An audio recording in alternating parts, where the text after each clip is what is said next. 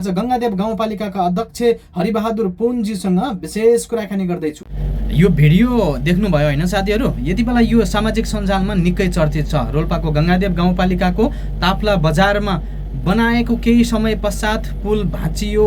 के कारणले गर्दा भाँचिन पुग्यो भन्ने विषयमा आज गंगादेव गाउँपालिकाका अध्यक्ष हरिबहादुर पुनजीसँग विशेष कुराकानी गर्दैछु। यति बेला हाम्रो बीचमा टेलिफोन सम्पर्कमा हुनुहुन्छ गंगादेव गाउँपालिकाका अध्यक्ष हरिबहादुर पुनज्यू। अध्यक्षज्यू नमस्कार, स्वागत छ यहाँलाई विशेष कुराकानीमा।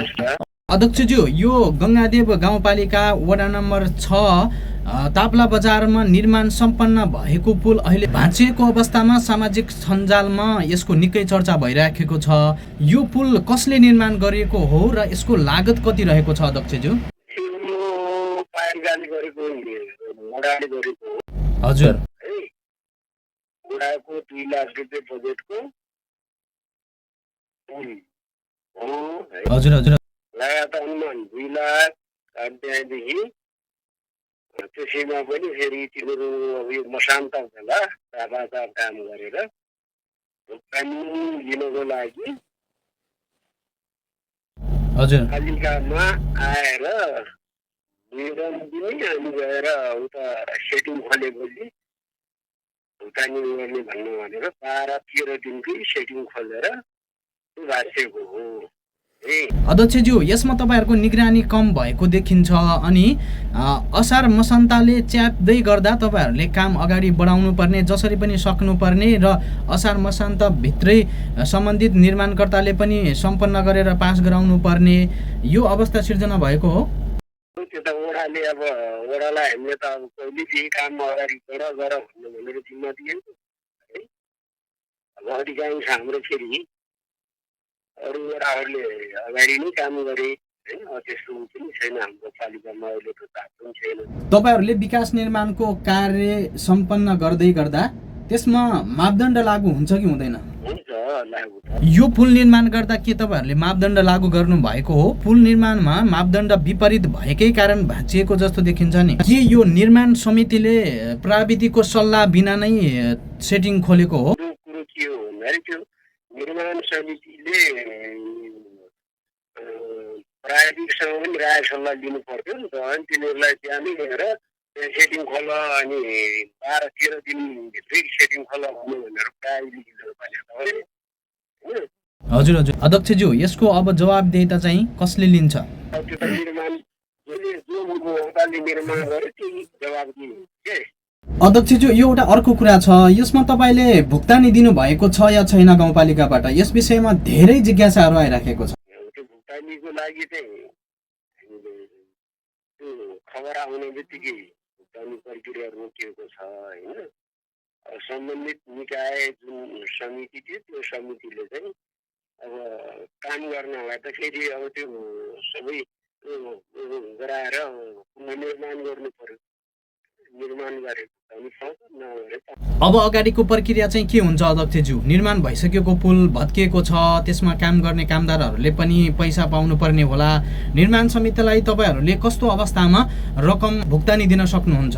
समिति थियो त्यो समितिले चाहिँ अब काम गर्नलाई त फेरि अब त्यो सबै गराएर पुनर्निर्माण गर्नु पर्यो। निर्माण गरे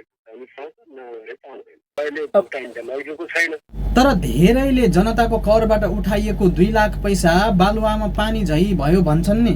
त्यो बालुवामा गएको जस्तो महसुस हुनलाई त पहिलो कुरो राज्य कोषबाट पैसा गएको भएपछि हुन्थ्यो होला। राज्य कोषले त भुक्तानी दिएको छैन।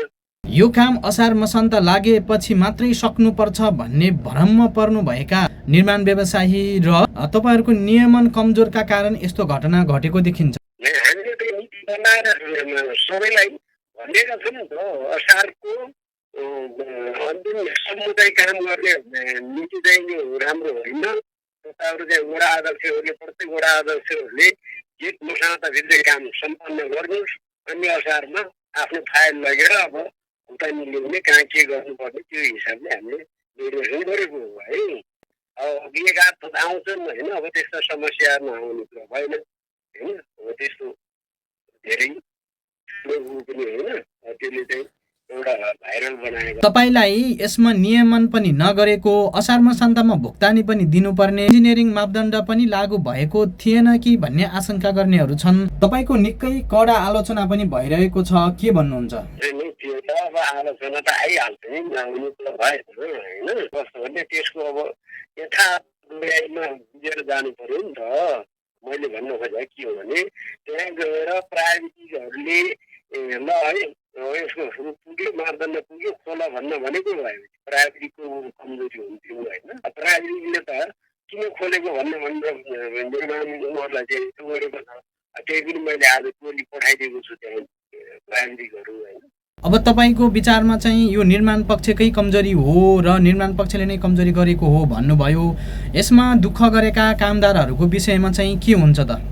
उहाँहरूको चाहिँ ज्याला भुक्तानी पनि हुनुपर्छ होला, यसको जिम्मा चाहिँ सम्बन्धित निर्माण कम्पनीले नै लिनुपर्ने हो। कामदारले काम गर्यो, होदा समितिले काम गर्यो, त्यो काम गरेको गुणस्तर अथवा काम गरेको त हुनु पर्यो नि त प्रुफ त होइन।